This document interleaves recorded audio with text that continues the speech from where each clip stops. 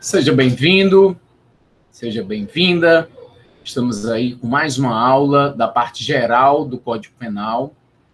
Vamos dar ênfase aos princípios constitucionais limitadores ao poder punitivo do Estado, assim como vamos iniciar também a questão da evolução histórica do direito penal.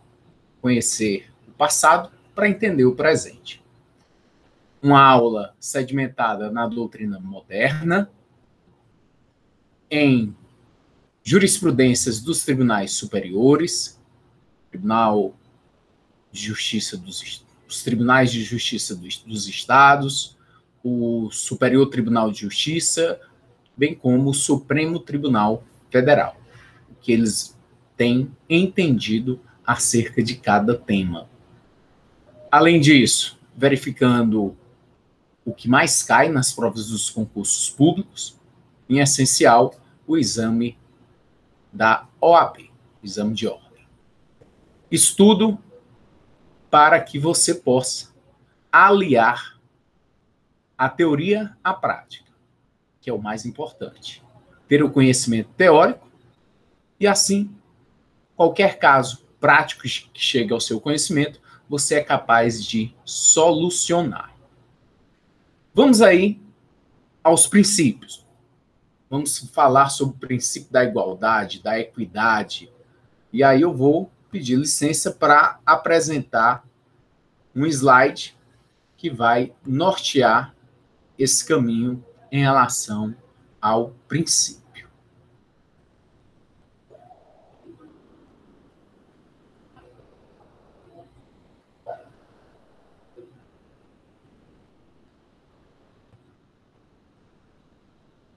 Princípio da isonomia, que vem a ser esse princípio.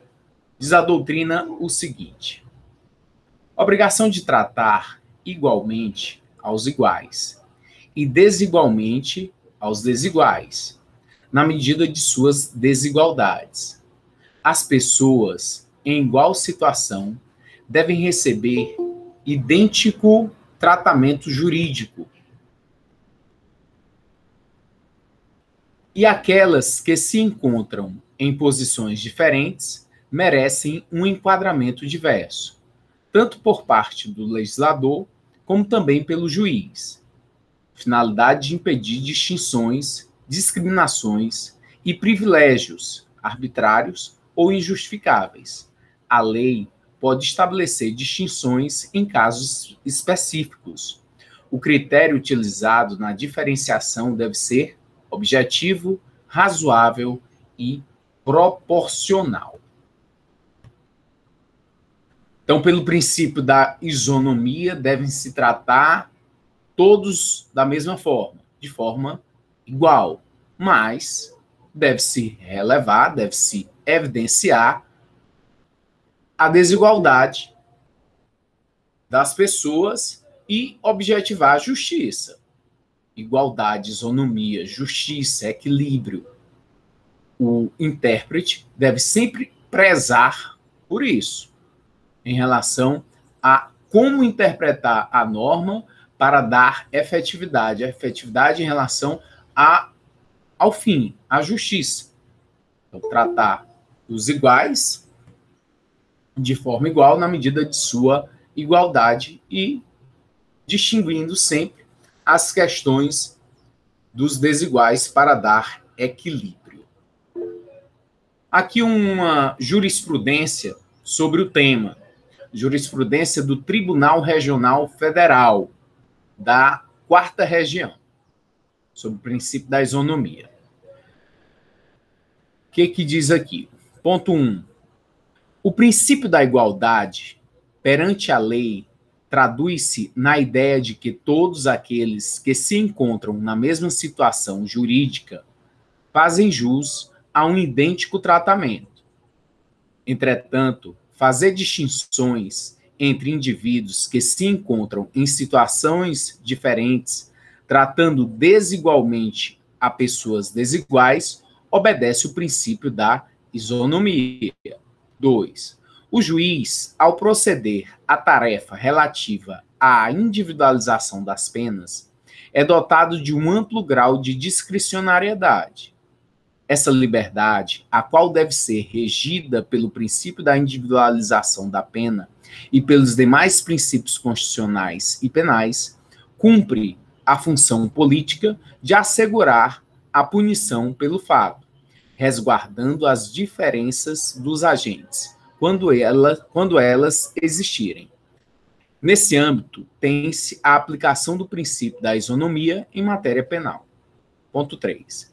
No presente caso, entendo que não se pode justificar fixação de pretensão pecuniária em valores diferentes para réus que se encontram em situação jurídica idêntica, pois isso significaria conferir tratamento desigual aos iguais, com a consequente violação ao princípio da isonomia. Então, esse caso em concreto, que houve essa jurisprudência do Tribunal Regional da 4ª Região, foi que o juiz de primeira instância, um juiz federal, ele condenou indivíduos que estavam sendo processados em um mesmo processo a pagar multa com valores distintos. Só que foi demonstrado pela defesa que eles tinham a mesma situação econômica de penúria. E aí reivindicaram a reforma da decisão de primeira instância, o que foi efetivado pelo juízo de segundo grau, Tribunal Regional Federal, para fazer com que aquelas penas de multa aplicadas de forma distintas, elas pudessem ter o mesmo equilíbrio, já que a situação econômica demonstrada dos condenados era a mesma, de precariedade. Então, foi dentro desse juízo de fundamentação ao princípio da isonomia que houve essa mudança, essa correção em relação à decisão de primeiro grau. Outro caso, agora do Tribunal Regional Federal, também de um Tribunal Regional Federal, diz aqui o ponto 1. Impossibilidade de concessão de progressão de regime a sentenciado estrangeiro, pela existência de óbices à aplicação da lei penal. 2. Inexistência de violação ao princípio da isonomia entre brasileiros e estrangeiros. 3. Precedentes desta Corte e do Egrégio Tribunal Regional Federal da 3ª Região. Agravo em execução improvida. Nesse caso, em concreto, um estrangeiro preso por tráfico internacional de drogas, ele almejava a progressão de regime, o que foi indeferido. Só que a defesa estava alegando que o indeferimento se portou em face dele ser estrangeiro. E aí iria ferir o princípio da isonomia, tratar todos de forma igualitária, tanto estrangeiros quanto brasileiros. Mas o tribunal entendeu que não havia qualquer violação a esse princípio em face dos requisitos que a defesa estava querendo para a progressão de regime, eles não haviam ainda sido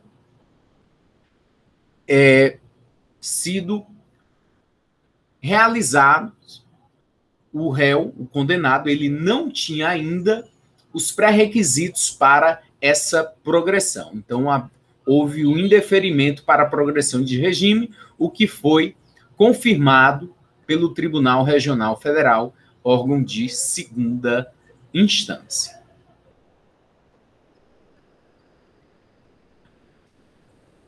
Jurisprudência Tribunal de Justiça lá do Amapá, e aí no item 1, ele diz o seguinte: o fato de existir 2 ou mais promotores atuando no processo e, do outro lado, somente um defensor, não ofende o princípio da isonomia e da ampla defesa, pelo simples fato de inexistir norma legal limitando o número de promotores ou defensores para atuar junto ao feito.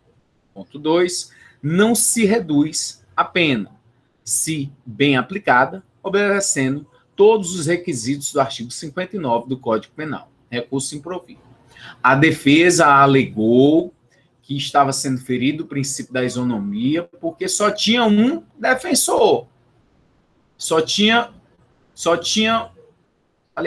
um promotor e do outro lado existia uma banca de advogados. Existia uma banca de advogados contra um só promotor. Isso vai ferir o princípio da isonomia? Até porque o réu ele se defende dos fatos alegados. A defesa é em relação às provas que são trazidas ao processo, e não pela quantidade de pessoas que estão ali advogando em sua causa. Dentro desse princípio da isonomia, eu lembro também que certa vez um juiz, uma decisão que onde um sujeito estava sendo condenado e o comparsa dele estava também sendo condenado, mas um dos indivíduos condenados, ele era multirreincidente. Ele já havia praticado um grande número de crimes e sendo condenado após o trânsito em julgado de sentença penal condenatória. Então, ele era multirreincidente. Enquanto um era multirreincidente, o outro era reincidente. Ou seja, ele, depois de ter contra si uma sentença penal condenatória, ele havia praticado um crime. Então, entre um que havia praticado um crime, considerando-se reincidente, o outro era multirreincidente, porque ele havia praticado vários crimes. E a defesa alegou que esse, que era reincidente em um crime, não poderia ter a pena agravada, a pena aumentada em decorrência da reincidência, da mesma forma que o multirreincidente. O que o tribunal, naquele caso, acabou deferindo e houve a reforma da decisão para fazer com que o princípio da isonomia, da equidade, fosse avaliado para alterar a decisão. Vamos aí a outro princípio, que é o princípio da vedação da dupla incriminação. Também você vai encontrar esse mesmo princípio com o significado de no bis in idem ou ne bis in idem. Ninguém pode vir a ser punido duas vezes por um só fato. No bis in idem. Não se pune a pessoa duas vezes por um único fato. Vem do direito romano. Traz um ideal de justiça, uma vez que determina que jamais alguém pode ser punido duas vezes pelo mesmo fato. O princípio constitui infranqueável limite ao poder punitivo do Estado. Através dele, procura-se impedir mais de uma punição individual, compreendendo tanto a pena como o agravamento dela. Não está inserido no texto constitucional, mas é trazido no Pacto São José da Costa Rica, do qual o Brasil é signatário. No nosso direito penal brasileiro não é possível haver a dupla punição. Não pode haver, além de não ser punido, ele não pode estar ali sobre um processo, dois processos para o mesmo fato. Pode? Não, não pode. Foi um sequestro que a pessoa foi sequestrada no Rio Grande do Norte e estava em cativeiro no Ceará. Pode haver um processo criminal lá no Rio Grande do Norte e outro aqui no Ceará? Não, há um conflito de competências. Tem alguém que é competente para julgar esse fato, porque é o único fato. A extorsão mediante sequestro. Além de não ser possível haverem dois processos para um único fato, não pode ser punido. Não pode ser punido, não pode haver um processo. Dois processos por um único fato. Constitui o quê? Bis in idem. E aí tem que fazer o quê? Lá no artigo 70 do Código de Processo Penal, tem que se verificar a competência, quem é competente para fazer com que esses indivíduos que praticaram o crime possam vir a ser processados e julgados. Trago aqui uma jurisprudência do Supremo Tribunal Federal sobre o non bis in idem. Vamos aqui, item 1. Alega-se que a valoração dos maus antecedentes e da reincidência na mesma condenação afrontaria o princípio non bis in idem. Então, primeiro vou esclarecer aqui a diferença de antecedente para reincidente, para ficar claro e você entender essa jurisprudência. Antecedente é o que está para trás, é o que o sujeito praticou. De quê? De crime. Então, todo processo criminal que ele esteja respondendo ou que já foi condenado é considerado como maus antecedentes. Se ele não responde processo criminal nenhum, não teve nenhuma condenação contra ele, ele tem bons antecedentes. O indivíduo que já foi condenado em uma sentença que transitou em julgado, ou seja, não cabe mais recurso, e ele vem e comete um novo crime, de acordo com o artigo 63 do Código Penal, ele é considerado reincidente. É uma causa de agravamento da pena. Principal causa de agravamento da pena, que o juiz é obrigado a estipular. Os maus antecedentes é na primeira fase da dosimetria penal, do artigo 59 do Código, que o juiz avalia os antecedentes do indivíduo. Então, verifica os antecedentes na primeira fase e na segunda fase é a questão da reincidência. Então, vamos lá. Ponto 2.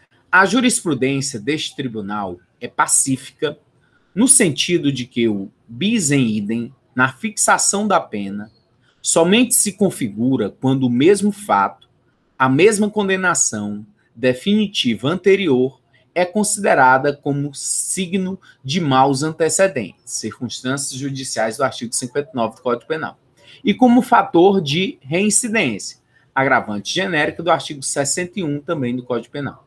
Precedentes. Item 2. Nada impede que condenações distintas deem ensejo a valorações distintas, porquanto oriundas de fatos distintos. Item 3.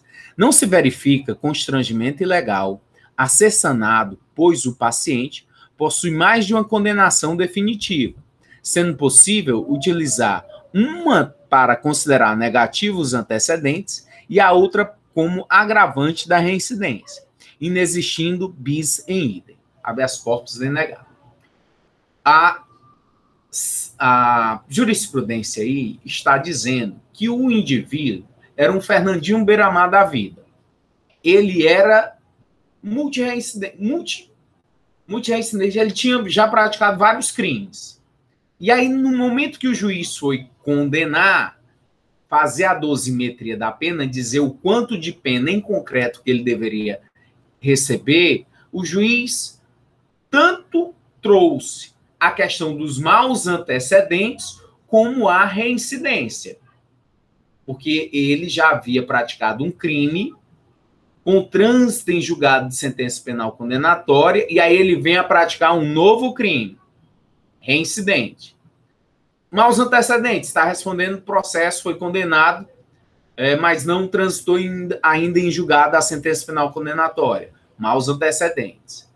O que ele fez estava certo. Olha, ele não tinha apenas uma condenação e praticou um novo crime. Não, ele tinha uma condenação e já tinha vários crimes. Então, eu estou pegando um dos crimes para entender que aí que são maus antecedentes e estou pegando o outro para entender que está configurada a reincidência.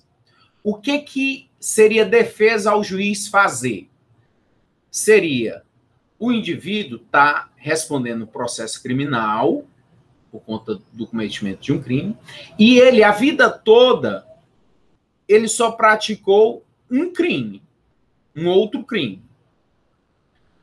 Seria defeso a esse juiz que está condenando fazer com que esse único fato criminoso que ele praticou gerasse, ao mesmo tempo, a questão da reincidência e de maus antecedentes criminais. Ou seja, ele estaria sendo punido por um único fato.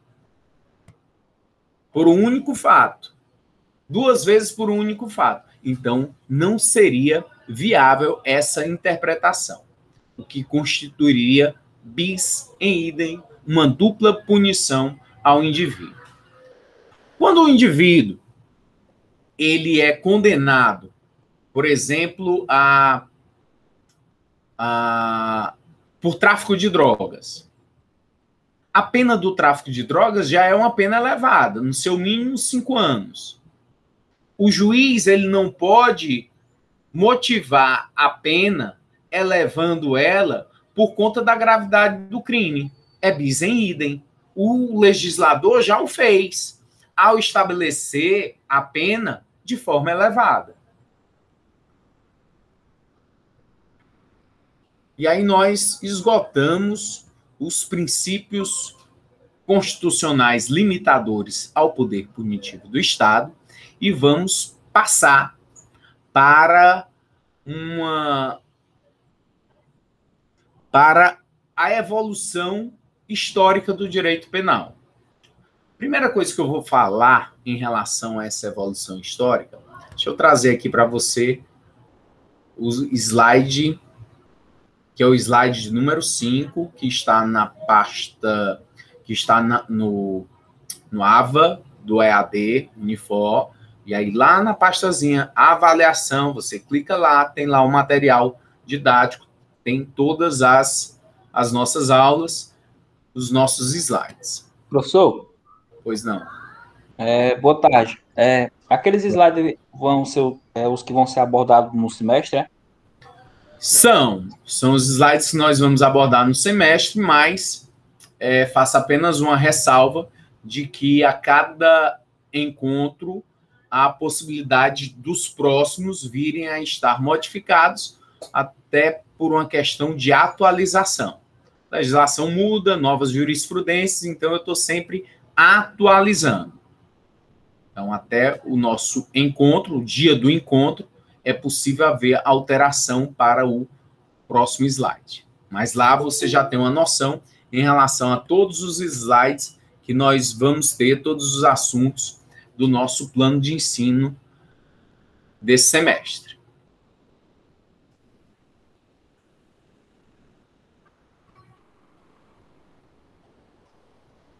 A evolução histórica do direito penal.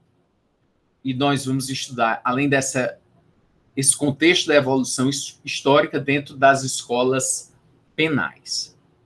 É um tema que é pouco aprofundado nos manuais de direito penal. Você tem lá o Código Penal, você tem o Manual de Direito Penal, o curso de Direito Penal. Os doutrinadores que trazem seus livros através de manuais ou de cursos, eles pouco aprofundam o tema da evolução histórica do direito penal. Você vai ter um aprofundamento quando você tem uma doutrina que é através de um tratado, como do César Roberto Bittencourt, que ele vai aprofundar tema, vai trazer alguma nova teoria. Os manuais, eles são feitos, tanto os manuais quanto os cursos, para o estudante de direito que está ali dando seus primeiros passos. Então, não tem um aprofundamento maior acerca de determinados temas. E por conta também da pouca cobrança em concursos públicos, os doutrinadores não fazem, nos manuais e nos cursos, não fazem esse devido aprofundamento. E por que é tão pouco cobrado em concurso público? Porque a nossa história do direito penal e essa evolução histórica, ela não conseguiu ser bem pontuada ao longo do tempo. Nós vamos ter uma parte da doutrina que fala, que traz essa evolução histórica através das fases, fase da vingança privada, fase da vingança divina, fase da vingança privada, fase da vingança pública. Outros vão trazer as escolas, vão trazer períodos históricos, Idade Média, Antiga, Contemporânea, Moderna, Contemporânea. E aí você não fica com uma doutrina trazendo de forma retilínea, de forma homogênea o tema.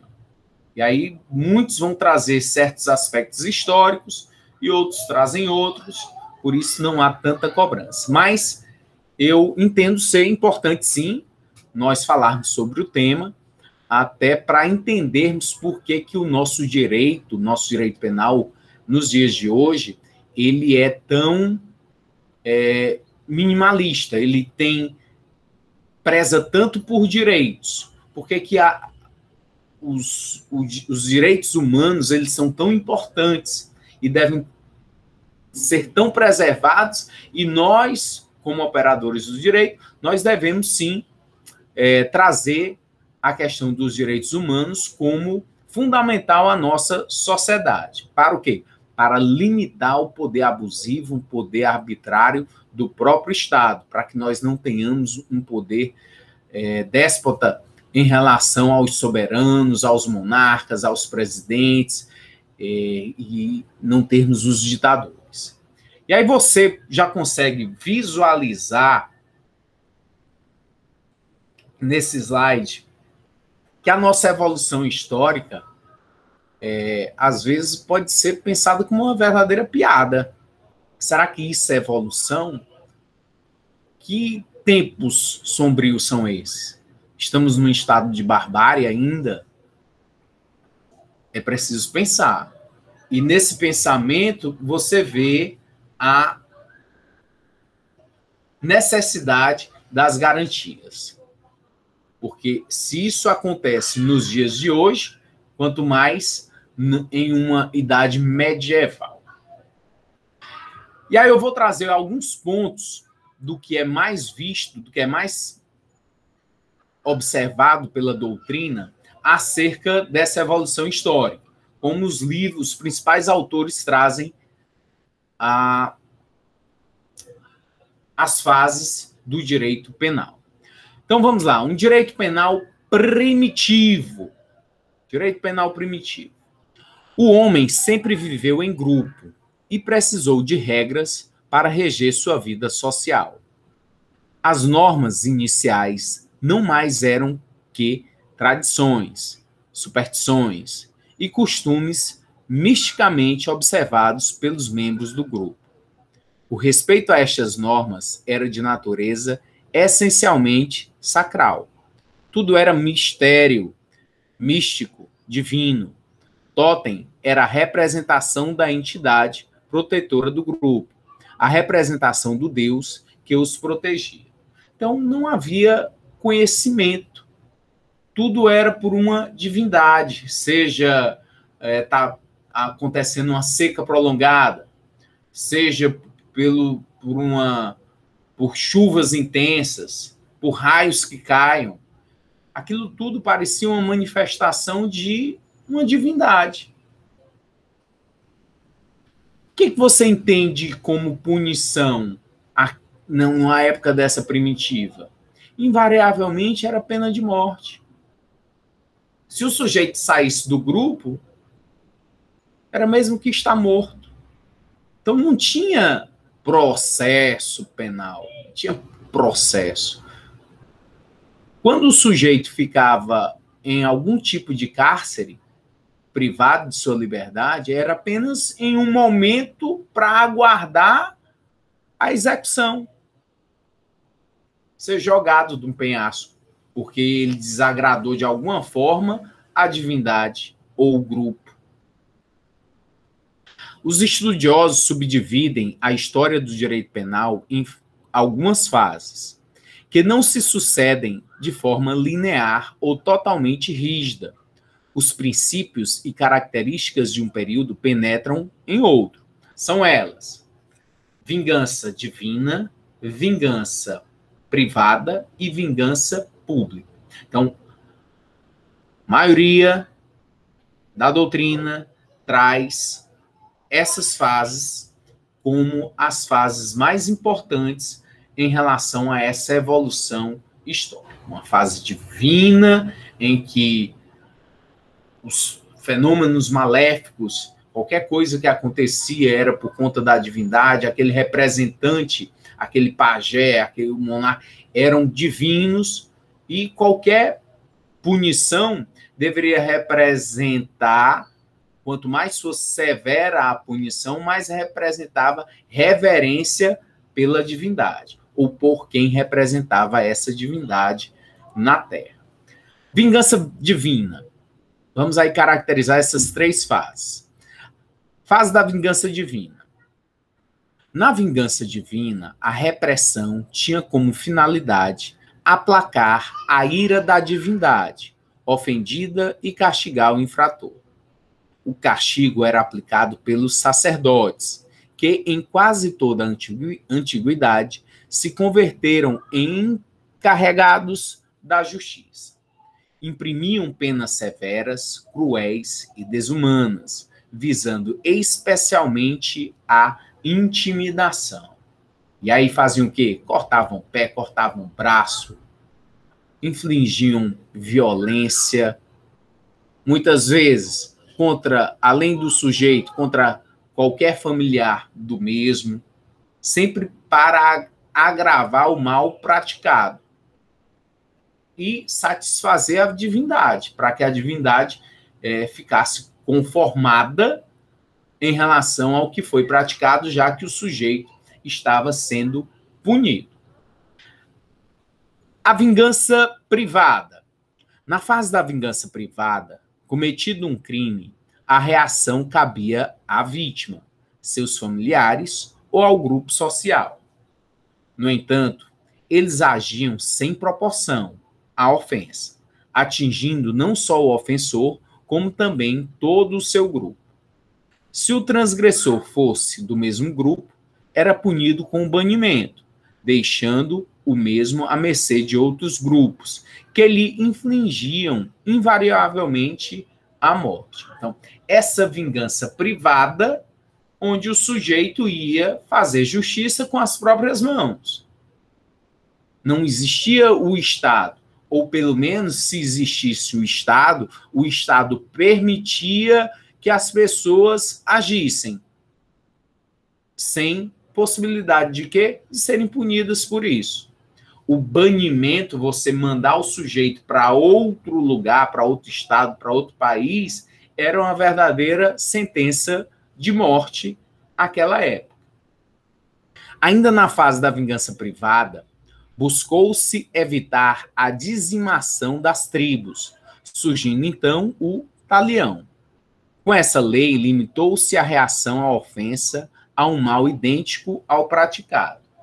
Pelo talião, você já pode ter ouvido falar, lei do talião, era o dente por dente, olho por olho, perna por perna, braço por braço. Começou-se, isso a gente está falando de evolução, é uma evolução. A lei de talião é uma evolução. Porque imagine, você é um engenheiro, aí você construiu a minha residência. A residência cai, mata um filho meu. Eu vou ter agora direito a matar um filho seu. Lei de talião. Antes, o que acontecia? Eu tinha direito a matar você, seu filho, seja quem for. Não havia proporção. As tribos acabavam se dizimando. Com a lei de talião, houve essa evolução. Então, vai ficar o quê? Olho por olho, dente por dente. Você matou um filho meu, tem o direito a matar um filho seu. Embora houvesse, então, proporcionalidade, mas não havia razoabilidade. Não era razoável essa vingança. E as cidades, as tribos, elas começaram a ficar com indivíduos, ao invés de ter um aleijado, um deficiente físico, tinham dois. Por quê? Porque aquele que foi lesionado, ele tinha o direito agora de lesionar o outro. Aqui alguns escritos em relação a esse período da Lei de Talião, que foi escrito. O deus sumério, Xamass, entrega suas leis ao rei Hammurabi. E aí abre aspas a lei número 196, só para você ter uma ideia. Se um homem arrancar o olho de outro homem, o olho do primeiro deverá ser arrancado. Outra, a lei 197. Se um homem quebrar o osso de outro homem, o primeiro terá também seu osso quebrado. Lei 200. Se um homem quebrar o dente de um seu igual, o dente deste homem também deverá ser quebrado. Olho por olho, dente por dente, pé por pé. O Deus hebraico, Yahvé, entrega suas leis ao profeta Moisés. Abre aspas, quando também alguém desfigurar o seu próximo, como ele fez, assim lhe será feito. Quebradura por quebradura, olho por olho, dente por dente. Como ele tiver desfigurado a algum homem, assim lhe fará. Então, são registros históricos que a gente acaba, que os doutrinadores acabam trazendo e compilando na doutrina. Leidiane está fazendo questionamento, qual era esse período? Esse período é da vingança privada, Leidiane.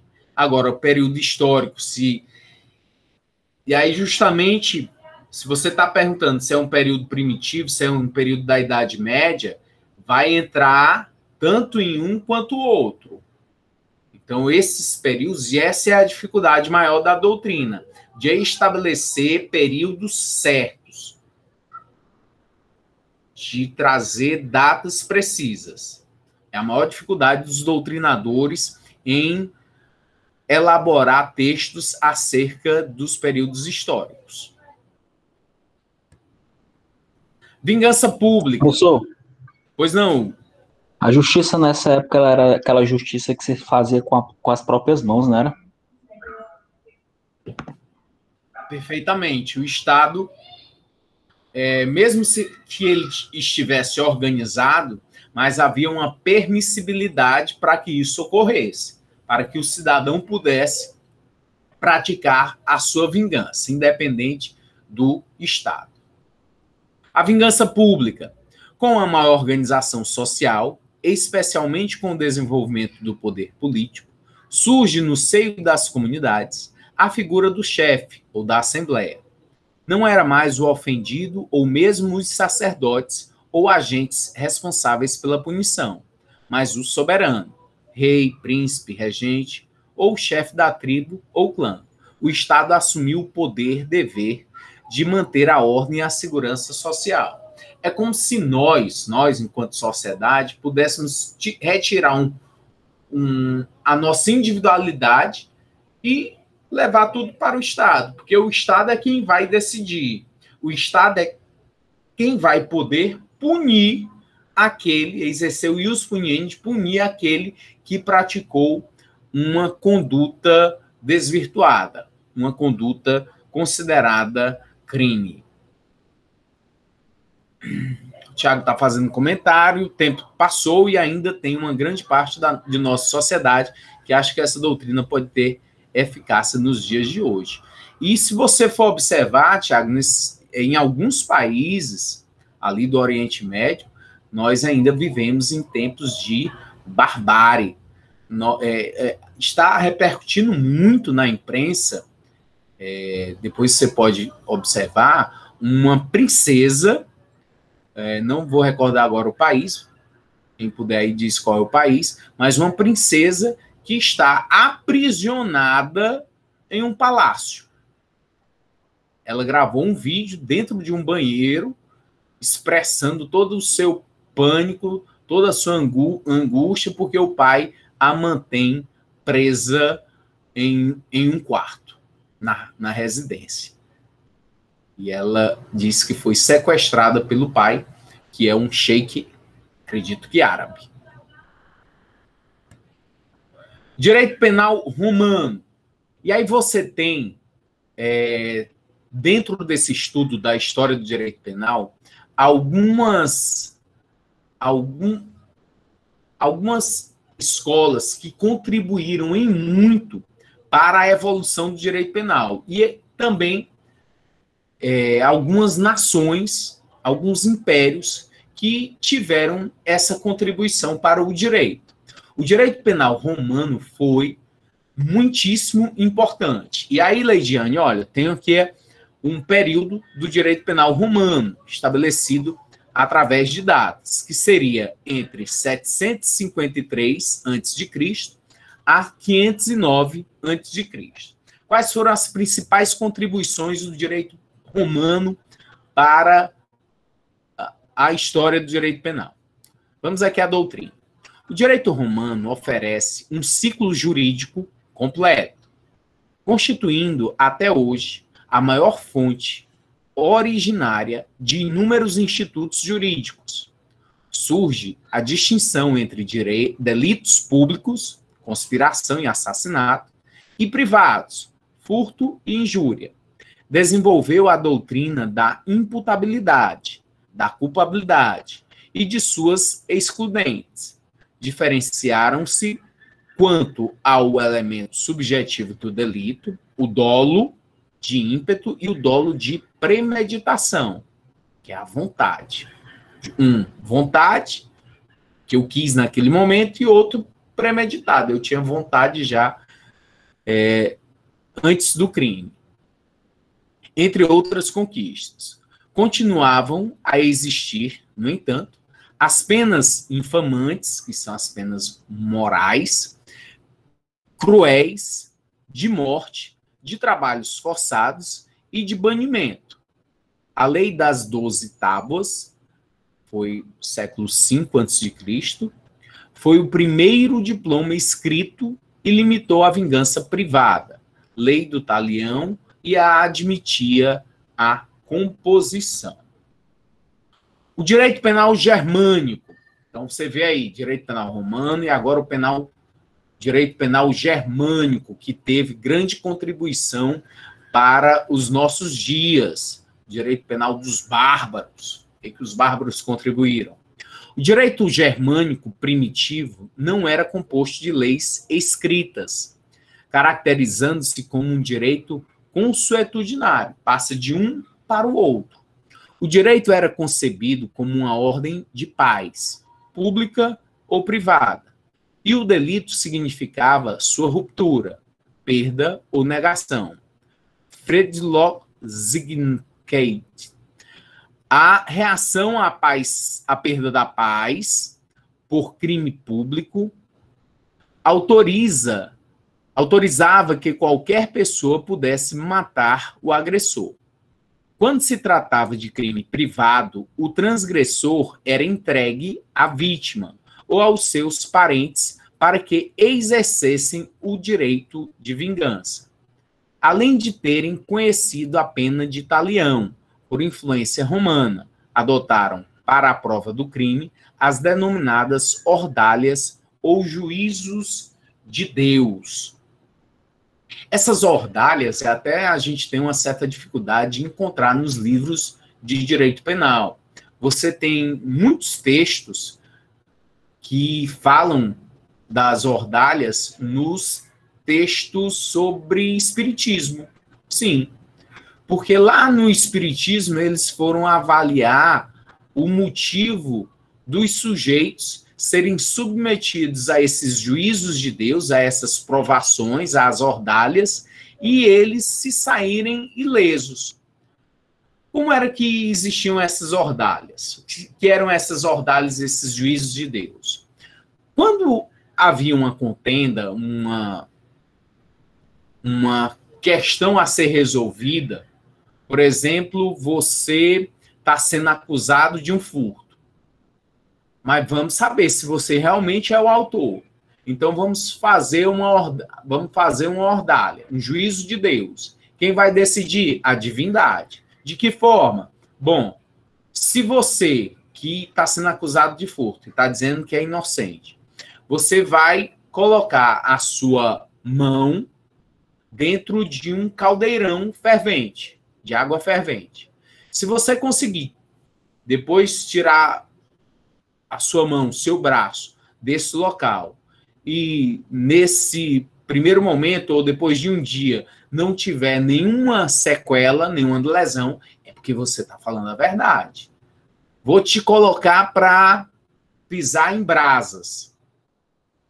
Vou te mergulhar em um rio, em um lago, dentro de um tonel.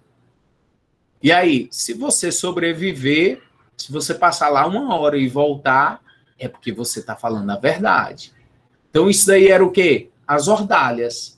Eram os juízos divinos para se saber, através da divindade, se você realmente tinha a verdade, você estava falando a verdade, se você era inocente do crime que lhe foi imputado.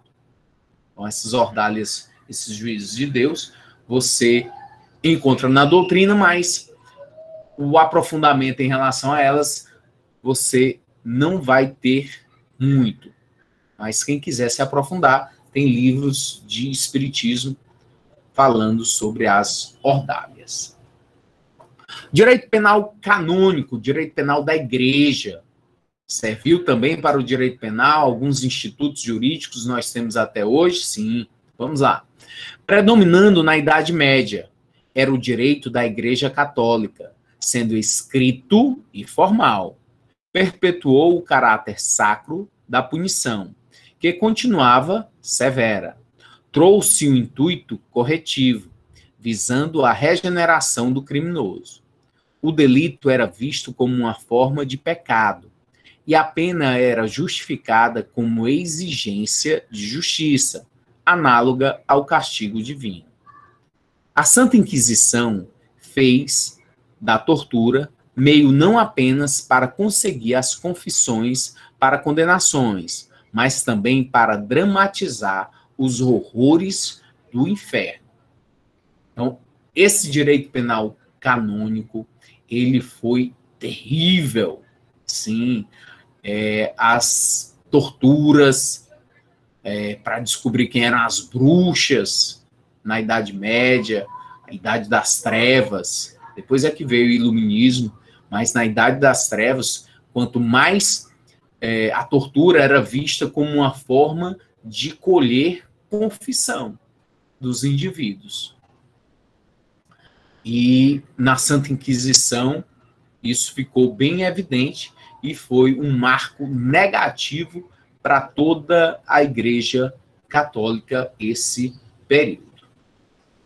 Então, quanto mais houvesse, se infligisse castigo às pessoas, isso era tido como algo... até o próprio Carrasco, né? Quanto mais o Carrasco fosse lá executar a pena de morte e ele conseguisse demorar com essa pena de morte, açoitando, trazendo malefícios à integridade física da pessoa, ele era aplaudido pela população que muitas vezes assistia esses, entre aspas, espetáculos públicos. Então, a Santa Inquisição foi um período de intenso sofrimento para a população, muita perseguição por conta aí da própria igreja.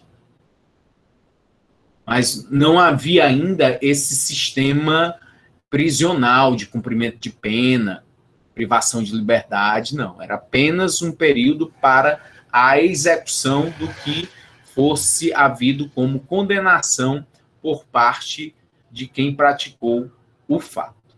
Depois desse período das trevas da Idade Média, veio o período humanitário, o período iluminista.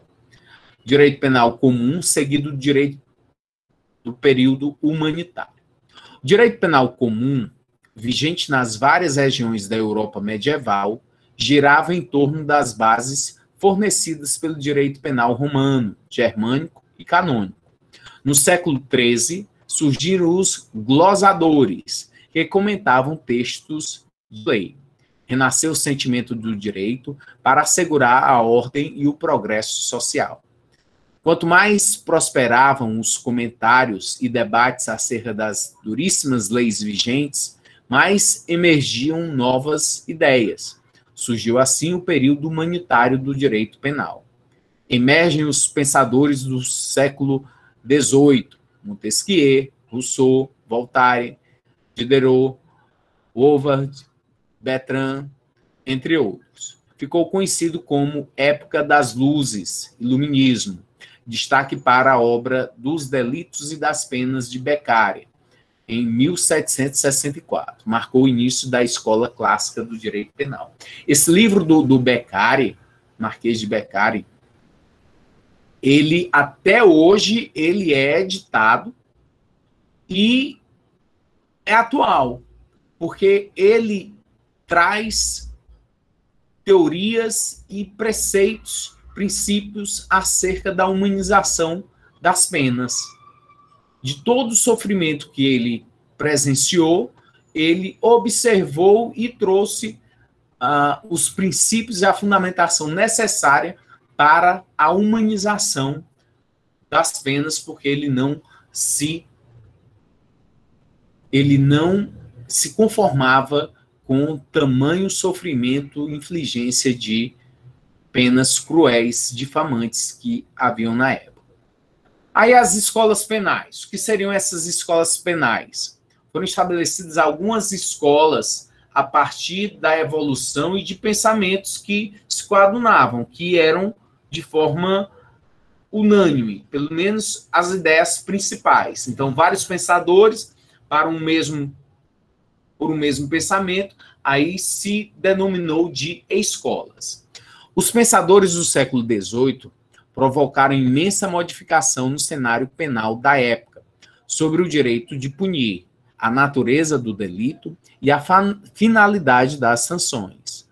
Essas correntes foram denominadas de escolas penais, a partir dos iluministas. Aí nós temos algumas escolas. Vamos às principais e entender um pouco aqui essas escolas penais por força do que a doutrina moderna mais enfatiza. Primeiro, a escola clássica.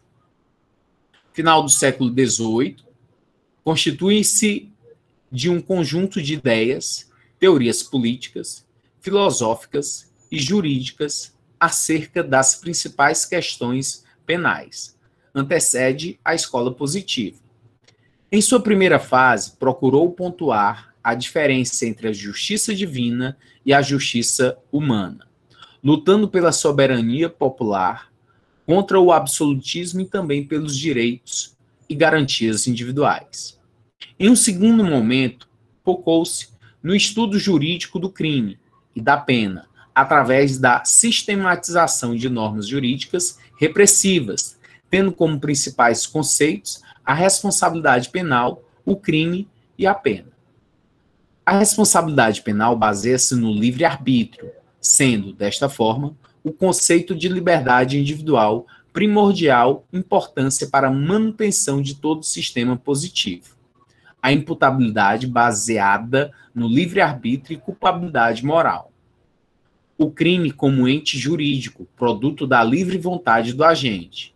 A pena como um mal e como meio de tutela jurídica. Um mal justo que se contrapõe ao crime. Um mal injusto, um castigo dado ao indivíduo pelo mau uso de sua liberdade. Então, essa escola clássica, que vai anteceder a escola positivista, ela dá ao homem um livre-arbítrio. Entende que o homem, ele comete o crime porque ele decide cometer. a natureza dele traz a ele a possibilidade de se autodeterminar. Então, que aparenta ser algo, neste momento, uma coisa lógica, mas notem que é evolução. Aqui nós estamos falando de evolução histórica. E essas escolas, elas foram fundamentais para se trazer interpretação e evolução da teoria. Teoria da imputabilidade, teoria da culpabilidade. A escola clássica trouxe o Jeremy Bentham. Jeremy Bentham, ele gastou toda a fortuna dele só na elaboração, arquitetura de presídios. Então, ele fazia a engenharia de como deveriam ser os presídios. E aí ele elaborou o panóptico. Panóptico, aquele que tudo vê. Trazia no círculo, fazia o presídio como um círculo. E aí, no meio, havia uma torre que estariam os policiais penais, os agentes penitenciários, que conseguiriam ver, visualizar a cela por inteiro. Tudo que acontecesse dentro da cela do preso, eles conseguiriam visualizar e, assim, evitar fugas, evitar motins. O Jeremy Bentham, que nasceu em 1748, morreu em 1832, procurou um sistema de controle, um método de controle de comportamento humano, de acordo com um princípio ético. Esse princípio é proporcionado pelo utilitarismo, que se traduzia na procura da felicidade para a maioria ou simplesmente da felicidade maior. Um ato possui utilidade se visa produzir benefício, vantagem, prazer, bem-estar e se serve para prevenir a dor. Então, você nota também que há muito de filosofia inserido dentro desses conceitos, dessas fundamentações dos iluministas, até mesmo para a criação de um sistema prisional. A escola positivista, vamos aqui caracterizá-la.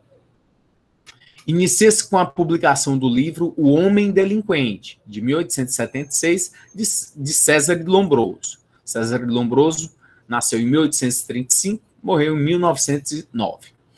O criminoso sofre influência interna ou externa, não sendo dotado de livre-arbítrio.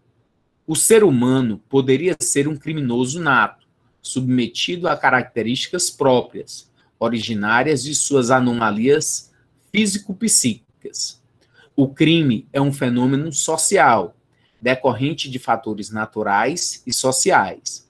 A finalidade da pena é a ressocialização, prevenção de crimes, punir o condenado e, ao mesmo tempo, regenerá-lo.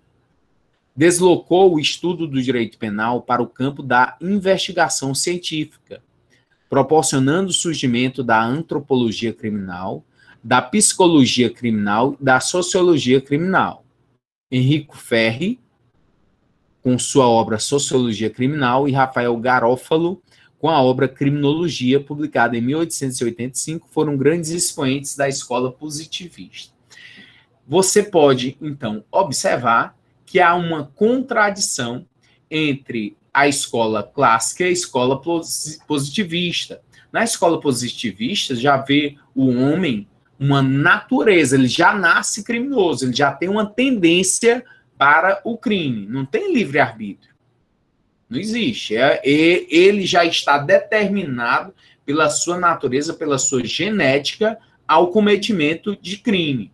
O Lombroso, que era médico e foi um grande estudioso das ciências criminais, ele foi muito criticado. Hoje em dia é muito criticado pelos seus pensamentos, mas a primeira coisa que você tem que dar ênfase a pensar que o trabalho dele não pode ser deixado de lado é que ele começou a estudar quem? O criminoso, estudar o comportamento da vítima. Então, ele fez análise, ele estudava as pessoas, ele estudava os criminosos, ele catalogava, ele pegava 1.600 criminosos e ia verificar a similitude. E aí ele analisava o crânio. Ah, a pessoa que tem um queixo avantajado é mais propenso a crimes de estupro. E aí ele fundamentava. A partir das análises que ele fazia, ele trazia certas características a indivíduos para demonstrar que esses são propensos a determinado crime. Ah, ou de estupro, ou de homicídio, e assim vai. Alguém quer fazer um questionamento? Levantou a mão? Pois não, professor, é só para tirar uma dúvida, que ele foi o criador daquele museu que tem as cabeças dos criminosos, né? Sim. Que fica na Itália. Sim. Era só para tirar essa dúvida mesmo, que eu tinha visto, só que eu tinha me esquecido quem era, entendeu? O Lombroso, ele foi muito criticado, mas vê que há uma reverência, inclusive você está dizendo aí, lembrando de um museu que tem a compilação da sua obra lá, e os estudos dele trouxe a possibilidade para a ciência da criminologia, o estudo da vitimologia, e assim acaba sendo a evolução histórica. As escolas penais, nós vimos as principais, existem outras. Escola crítica ou terceira escola, escola alemã, escola técnico-jurídica, escola correcionista, movimento de defesa social. Então, todas essas escolas vão desenvolver, vão trazer algum tipo de conhecimento e evolução na história do direito penal. E o Brasil? A partir de quando a gente pode dizer que nós temos um direito penal? Antes dos portugueses virem aqui para o Brasil, será que ficou alguma coisa de direito penal? Algum instituto jurídico que nós utilizamos hoje é advindo ainda dos índios que aqui estiveram antes dos portugueses? Os livros de história dizem que não, que o índio não trouxe qualquer instituto jurídico ou que não existia uma organização jurídica entre os próprios índios. E aí não há nenhum relato dessa evolução histórica do direito penal para a comunidade indígena nos nossos dias. Então, o que tinha lá era um direito primitivo. Direito primitivo. Era a vingança privada, a vingança divina, era o pajé. Não tem esses registros. Em um primeiro período, regeu-se pela legislação portuguesa e só em um segundo período por legislação genuinamente brasileira. É resumida pela doutrina em 3 fases principais: período colonial, Código Criminal ou do Império e período republicano.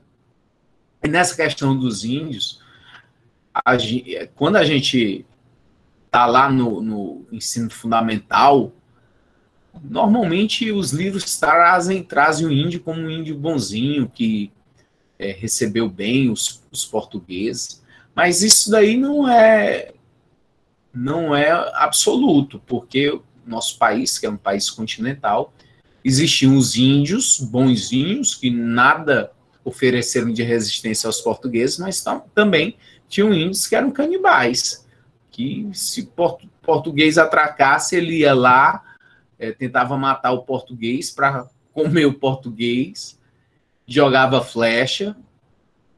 Então, toda essa questão histórica, ela tem divergências e necessita ser aprofundada, porque os livros de história que são postos para estudo, eles são muito superficiais. Então, a legislação portuguesa, antes do descobrimento do Brasil, antes de 1500, tinha aqui em 693 era o Codex Legum, o Lex Wingotorum. 1211 a 1251, Leis Gerais de Portugal. 1446, aí sim, a partir de 1500 ainda tinha ordenações afoncinas. Mas, de fato, de 1500 a 1521, ainda não existia uma colonização forte estabelecida no Brasil. Então, as principais ordenações que começaram a viger aqui no Brasil e ter relevância aos colonos era a de 1521, que eram as ordenações manuelinas, a de 1569, que era a compilação de Duarte Nunes Leal. E as ordenações filipinas em 1603. As principais estudadas são as ordenações afoncinas, manuelinas e as filipinas. O português veio para o Brasil, escravizou os índios, depois trouxe os escravos da África. Contribuição, não existia qualquer legislação genuinamente brasileira. As capitanias hereditárias, quem eram os detentores, faziam absolutamente o que queriam com os índios, com os escravos. Invariavelmente era a pena de morte, que eles mesmos infligiam. Coroa portuguesa absolutamente distante, para sair um navio daqui para levar qualquer informação para a coroa demoravam meses e meses. Então, não dá para se dizer que houve evolução histórica em relação à legislação genuinamente brasileira. Tudo era vindo de Portugal. Nós temos um marco negativo na nossa história, que foi a escravidão. História do Brasil colonial. Os crimes mais comuns entre a realeza eram alta traição, blasfêmia, espionagem, sedição, rebelião, assassinato, alquimia e bruxaria. A punição para a maioria dos crimes era a morte. Houveram várias formas de execução, como a decapitação, a fogueira e a mais pesada para crime de alta traição, que era ser pendurado e esquartejado. Penas menores consistiam em tomar as terras, títulos e riqueza dos culpados. Nós tínhamos aqui no Brasil cerca de 5 tipos de pena de morte. Uma das penas de morte era pena de morte para sempre. Já ouviram falar? Na pena de morte para sempre, o condenado era enforcado em praça pública e a família não poderia tirar ele lá daquele local. Ele ficava lá dependurado até apodrecer, ia caindo os restos mortais e a família não poderia retirar. E aí ficava. Era considerado como uma pena de morte para sempre. A maioria dos crimes cometidos no período da colônia por pessoas comuns ou pobres eram ligados ao desespero e à miséria. Os mais comuns eram roubo, furto, caça furtiva, mendigar, adultério, fraude, falsificação, dívidas, assassinato, heresia, traição e rebelião. As punições para esses crimes eram todas muito severas. Haviam castigos menores, como cortar a mão, e maiores, como a execução. E não vá pensando que tinha contraditório, ampla defesa, devido processo legal, nada disso. O Joaquim José da Silva Xavier foi um marco na nossa história, Tiradentes. Em 1792, foi enforcado e esquartejado por agir contra os interesses do Império. Principal personagem da Inconfidência Mineira, revolução de caráter separatista. Tiradentes foi o único a confessar os planos da revolução e foi condenado por isso. Mas, se você pesquisar, você vai encontrar também muita divergência acerca da vida do Tiradentes, mas o que conta, que é mais seguido de história, é que, além do Tiradentes, toda a família dele foi perseguida, as casas foram destruídas para demonstrar o respeito à própria coroa do Império. Período imperial. Proclamada a independência, previa a Constituição de 1824 que se elaborasse uma nova legislação penal. E em 16 de dezembro de 1830, Dom Pedro I sancionava o Código Criminal do Império. Representou um enorme avanço. Eram passíveis de pena de morte crimes tão díspares quanto o assassinato e a violação da correspondência do rei, incluindo adultério, estupro, falsificação de moedas, incesto, sexo com animais ou com freiras, rebeliões e feitiçaria. Notem, sempre tem uma evolução, mas não quer dizer uma evolução plena. O imperador já traz uma constituição, já cria um código criminal com ideias do iluminismo, já evoluindo, trazendo alguns princípios, já engatinhando uma legislação com base nos princípios iluministas. Então, já há esses aplausos a Dom Pedro I por conta disso. Período republicano, com a proclamação da República em 1889, fez-se necessária a reformulação da legislação, sendo promulgado o Código Penal de 1890. Em 1937, Alcântara Machado apresentou um projeto de Código Criminal brasileiro, que acabou sendo sancionado em 1940, passando a vigorar desde 1942 até os dias atuais. Nosso Código Penal é um Código Penal de 1940, mas que, ao longo do tempo, ele veio sendo modificado. Novos tipos penais foram inseridos, novas condutas criminosas foram inseridas dentro dessa legislação por conta da evolução da sociedade. E outras foram retiradas do próprio ordenamento jurídico.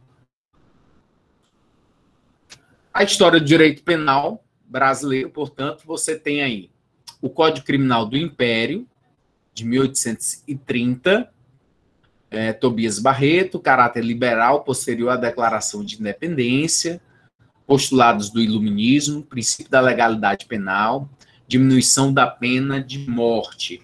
E aí, Código Penal da República de 1890.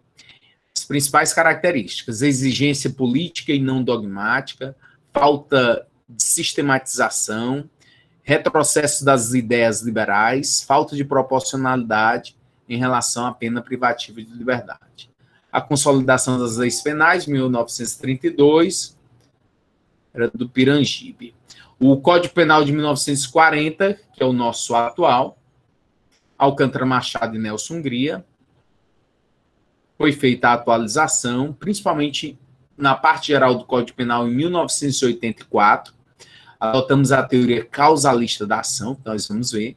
Sistema do duplo binário para inimputáveis, foi inovação. Medidas alternativas à prisão, crimes contra o trabalho e o trabalhador, a partir de Getúlio Vargas.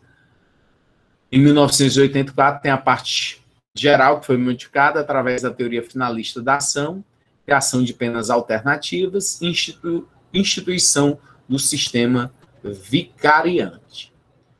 Então, tenham muito cuidado em relação a essa questão da evolução histórica, porque não há um delineamento, não há uma precisão de informações. Sempre que você for verificar, você pode encontrar as escolas penais. Tem outros doutrinadores que se reportam única e exclusivamente aos períodos, período de vingança privada, período de vingança divina, de vingança pública, por não haver, como eu bem disse, a questão cronológica, de não ser tão bem pontuado. E aí você encontra como César Bittencourt, que vai trazer os períodos, período da Antiguidade, da Idade Média, da Idade moderna, da idade contemporânea, mas também trazendo, e é um livro que eu recomendo, do César Roberto Bittencourt, para o estudo da história do direito penal. O aprofundamento em relação a esse tema você encontra nas obras que tem tratados. Os livros, manuais ou cursos, eles acabam sendo bem menos específicos e aprofundados. Daqui um aviso em relação à marcação da nossa prova. Fiz a marcação já para exatamente daqui a um mês, dia 22, você tem um período aí de 3 dias para a feitura da prova. Vou trazer para você 5 questões discursivas, e abrangendo o que nós tratarmos até antes da prova, antes do dia 22. Exatamente dentro do que nós estamos estudando, sem pegadinha, uma prova bem tranquila de se fazer a partir do momento que você tem acompanhado as aulas e tem feito estudos a esses temas que nós temos visto. Ok? Então, desejar um feliz final de semana, que não esqueçam os estudos, e finalizando por aqui.